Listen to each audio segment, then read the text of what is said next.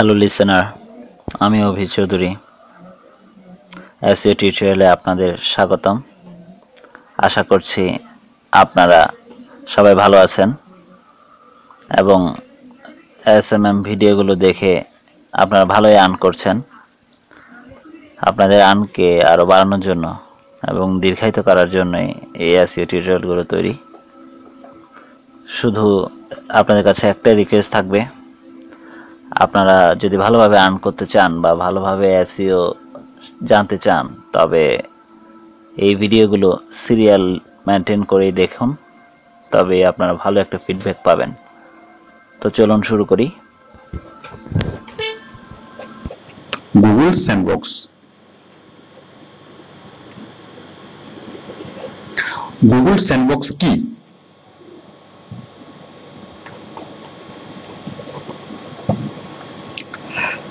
দেখুন, Google sandbox হচ্ছে একটা জেলখানা। কোন সাইট যদি আইন অমান্য করে, গুগল যদি নিশ্চিত হয়, তাহলে গুগল পান্ডা দিয়ে তাকে হিট করে সার্চ লিস্ট থেকে বের করে দেয়।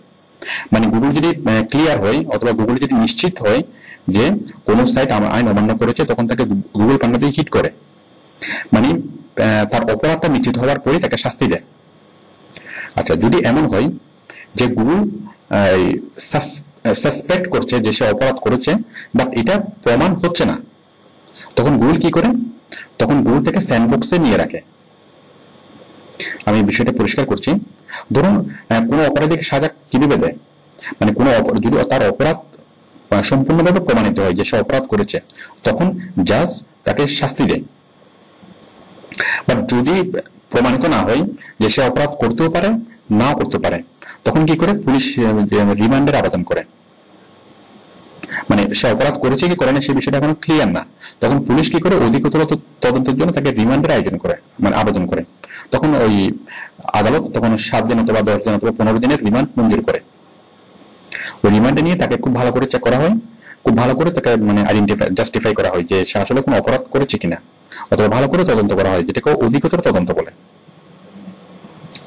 তো ঠিক সেম, গুগল যখন নিশ্চিত হয় তখন সে গুগল পান্ডা দিয়ে হিট করে, আর যখন সে নিশ্চিত হয় না তখন সে এই সাইটটাকে কঠোর নজরদারির মধ্যে রাখে। মানে এই সাইটকে সে কোথায় পাঠিয়ে দেয়? গুগল স্যান্ডবক্সে পাঠিয়ে দেয়।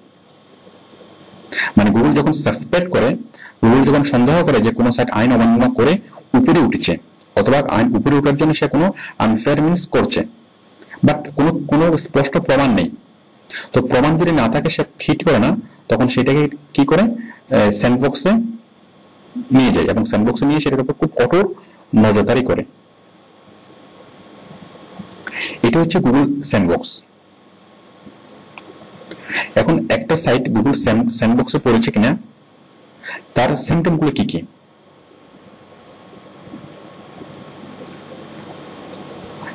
এখন একটা সাইট গুগল স্যান্ডবক্সে পড়েছে কিনা তার সিম্পটম গুলো হচ্ছে যে সার্চ ইঞ্জিন র্যাঙ্কিং হঠাৎ করে কমে যাওয়া। সাপোজ একটা সাইট আমরা দেখতে পাচ্ছি, ধরুন এই সাইটটা আমরা দেখতে পাচ্ছি 2 নম্বরে, অথবা এই সাইটটা আমরা দেখতে পাচ্ছি 1 নম্বরে। তো এটা যদি নরমালি যদি এটা ফল করে, এটা ফল করতেই পারে, কারণ এটা কম এসইও করা হলে, কম আঙ্ক যদি ভিজিট করে, সেটা ফল করতেই পারে। সেটা 1 থেকে 5, হয়তো তাই সে 1 নম্বরে ছিল, 1 নম্বর থেকে 5 নম্বরে চলে এসছে, অথবা 5 নম্বর থেকে 10 নম্বরে চলে এসছে, সেভাবে গ্রাজুয়ালি ফল করতে পারে। বাট যদি এই সেটটা দেখে যে সে 1 নম্বরে ছিল, 1 নম্বর থেকে হঠাৎ করে সে চলে এসেছে 50 নম্বরে, তাহলে এটা ক্লিয়ার সিম্পটম যে এটা এই সেটকে গুগল পান্ডা হিট করেছে। আচ্ছা, সিম্পটম গুলো বুঝলাম। আচ্ছা, আমরা আগের বিষয়টা আরেকটু বলি, যে গুগল যে মানে স্যান্ডবক্স, গুগল কখন সন্দেহ করে যে একটা সাইট আইন অমান্য করছে। ধরুন একটা সাইট তৈরি হয়েছে মাত্র কয়েকদিন আগে, ধরুন মাত্র কয়েক সপ্তাহ আগে অথবা সপ্তাহ 2 আগে, কিন্তু এই সাইট তৈরি হওয়ার পরে এখন গুগলের একদম ফার্স্ট পেজে। তাহলে এটা কিভাবে সম্ভব? কারণ একটা সাইট তৈরি হওয়ার পরে তাকে অনেক সময় নিতে হয়, অনেক দিন এসইও করার পরে সেটা ফার্স্ট পজিশনে আসে। বাট যদি আমরা দেখি যে একটা সাইট, গুগল যদি দেখে যে একটা সাইট তৈরি হওয়ার কয়েক সপ্তাহ পরে সেটা গুগলের ফার্স্ট পেজে, তখন গুগল এই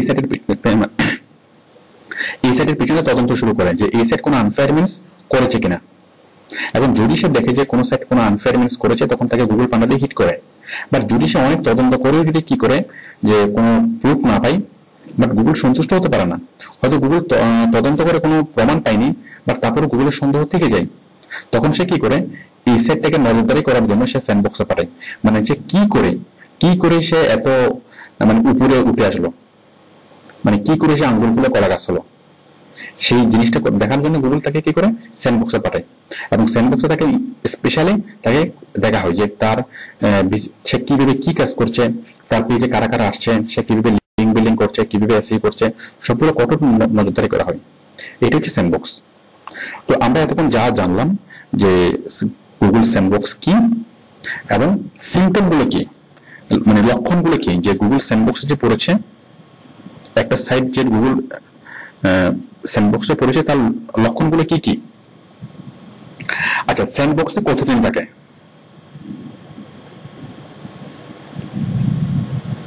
কতদিন থাকে?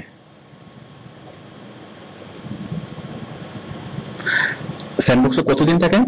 স্যান্ডবক্সে কমপক্ষে 6 মান্থ, মানে যদি কোনো তদবির করা না হয় তাহলে 6 মান্থ থেকে 1 ইয়ার, 6 মান্থ থেকে 1 ইয়ার সেটা স্যান্ডবক্সে থাকবে। এবং এর মধ্যে গুগল খুব ভালো করে তদন্ত করে দেখবে, যদি সে কোনো আনফেয়ারনেস প্রমাণ না পায় তখন সে অটোমেটিক্যালি আবার তার সে আগের র্যাঙ্ক গুগল তাকে ফিরিয়ে দিবে।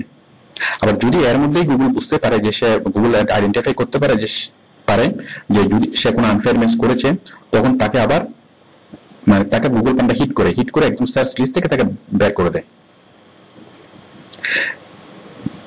তাহলে 6 মাস থেকে 1 বছর থাকে। আচ্ছা, আমরা যেটা বলছিলাম যে লক্ষণ কি, যে গুগল স্যান্ডবক্সে পড়েছে সেটার লক্ষণ কি? সেটার লক্ষণ হচ্ছে যে র্যাঙ্কিং দ্রুত নিচে নেমে যাওয়া।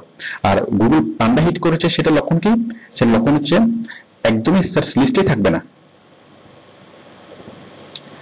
তাহলে আপনারা বুঝতে পারছেন যে গুগল পান্ডা এবং গুগল, এখন কোন একটা সাইট যখন গুগল স্যান্ডবক্সে পড়ে যায় তখন বায়ার মানে দিশেহারা হয়ে যায়, ওই ওয়েবসাইটের মালিক দিশেহারা হয়ে যায়। কারণ স্যান্ডবক্সে পড়া মানে তার সাইটের র্যাঙ্কিং ফল করা, আর র্যাঙ্কিং ফল করলেই তার ভিজিটর অনেক কমে যায়, এবং ভিজিটর কমে গেলেই তার বিজনেস আশানুরূপ হয় না। তখন সে ওরেক্সে আসে, ওরেক্সে এসে বলে যে আমার সাইটের স্যান্ডবক্স হিট করেছে, স্যান্ডবক্সে চলে গেছে এবং তুমি আমাকে উদ্ধার করো। অথবা অনেক বায়ার স্যান্ডবক্স বিষয়টা বুঝে না, তারা বলে যে আমার পেজের র্যাঙ্ক হঠাৎ করে নিচে নেমে গেছে এবং তুমি আমাকে আবার আগের র্যাঙ্ক ফিরিয়ে দাও। তাহলে আমরা কি করব? আমরা কিভাবে স্যান্ডবক্স থেকে উপরে তুলব, মানে স্যান্ডবক্স থেকে আমরা কিভাবে উদ্ধার পাবো? স্যান্ডবক্স থেকে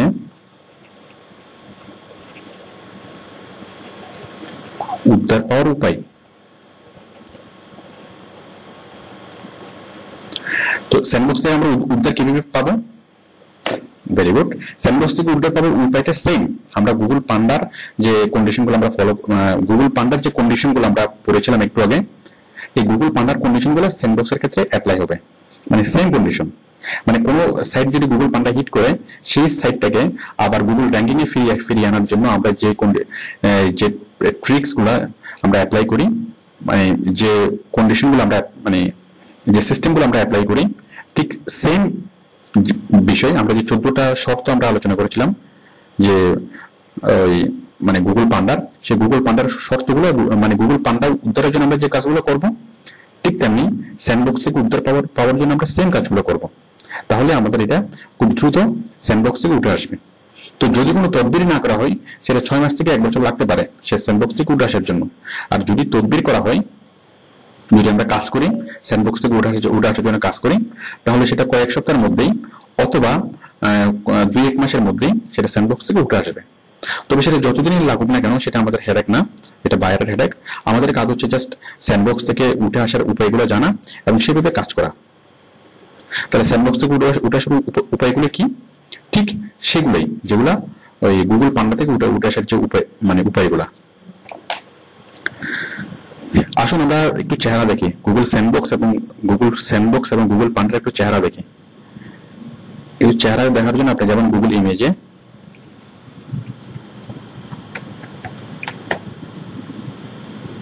images.google.com, যখন আমরা স্যান্ডবক্সের চেহারাটা দেখি,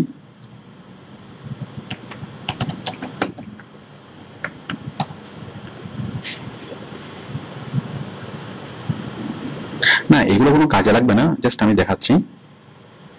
এই যে গুগল স্যান্ডবক্স মানে বালির box, Google sandbox, Google sandbox.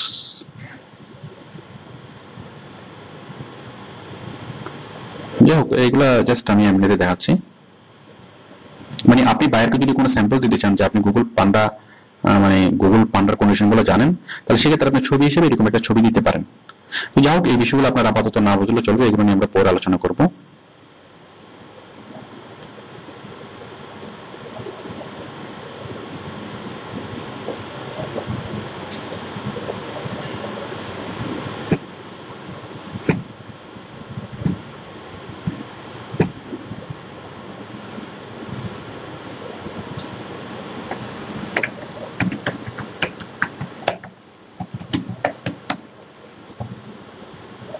তারপর দেখুন গুগল পান্ডার চেহারা, সেম আপনি ইমেজে গিয়ে গুগল পান্ডা,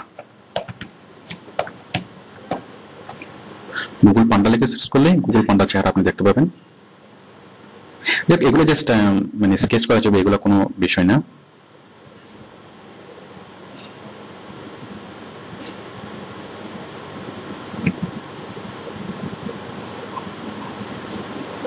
মানে গুগল পান্ডা নিয়ে যদি আপনি কোনো একটা কিছু লেখেন, তাহলে এই ধরনের একটা ছবি আপনি ইউজ করবেন।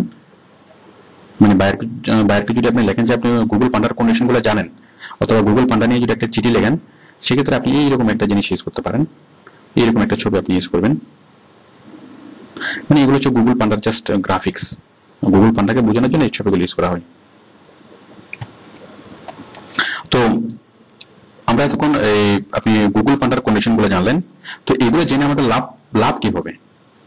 এগুলো জেনে আমাদের লাভ হবে, আমরা যখন বায়ারের কাজ করব, তখন বায়ারকে বিশেষ করে কাজ পাওয়ার ক্ষেত্রে আমাদেরকে এই বিষয়গুলো খুব হেল্প করবে।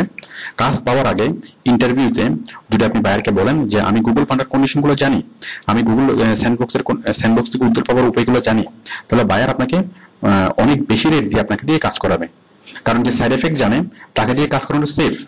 ধরুন নাপিত, সবাই আমরা নাপিতের কাছে যাই, এখন যে নাপিত খুব ভালো কাটে কিন্তু সে সাইড এফেক্ট বুঝে না, সাপোজ সে পুরোনো ব্লেড দিয়ে শেপ করলে কি হবে সে সেটা জানে না, তাহলে সে যত ভালো নাপিত হোক না কেন, আমরা তার কাছে সে মানে কাজ করাতে আমরা খুব অস্বস্তি ফিল করি, অথবা তার কাছে আমরা সহজে কাজ করাই না। বাট যে নাপিত সাইড এফেক্ট বুঝে, হয়তো খুব ভালো নাপিত না, বাট সে সাইড এফেক্ট বুঝে যে পুরোনো ব্লেড দিয়ে কি করলে শেপ করলে কি হবে, সে সেটা বুঝে, আমরা সেই নাপিতের কাছে আমরা কাজ করাতে খুব স্বাচ্ছন্দ্য বোধ করি, কারণ সে সাইড এফেক্ট বুঝে। তাহলে গুগল পান্ডা এবং গুগল স্যান্ডবক্স এগুলো হচ্ছে সাইড এফেক্ট। তো যদি আপনি সাইড এফেক্ট বুঝেন, তাহলে বায়ার আপনাকে প্রায়োরিটি দিবে, অন্যান্য ফ্রিল্যান্সারের চেয়ে আপনাকে প্রায়োরিটি দিবে এবং আপনাকে ভালো রেট দিয়ে কাজ দেবে। তো এই যে আপনি গুগল পান্ডার কন্ডিশন জানেন এবং আপনি গুগল পান্ডার স্যান্ডবক্সের থেকে উত্তর পাওয়ার উপায়গুলো জানেন, এগুলো আপনি কোথায় সেট করবেন? এগুলো আপনি আপনার যে অবজেক্টিভে সেট করবেন। তারপরে মানে ওডেক্সে গেলে আমরা এই নিয়ে আলোচনা করবো, কোথায় কোথায় আপনি এটা জানেন, এটা আপনি কোথায় কোথায় লিখবেন সেটা আমরা পরবর্তীতে শিখবো। তো সবচেয়ে ইম্পর্টেন্ট ব্যাপার হচ্ছে বাইরের সাথে যখন আপনার ইন্টারভিউ হবে, তখন আপনি এই বিষয়গুলো বলবেন যে আমি এমন ভাবে এসইও করব যে তোমার সাইট যেন গুগল পান্ডা হিট না করে, অথবা তোমার সাইট যেন আমি এমন ভাবে এসইও করব যেন তোমার সাইট গুগল স্যান্ডবক্সে চলে না যায়।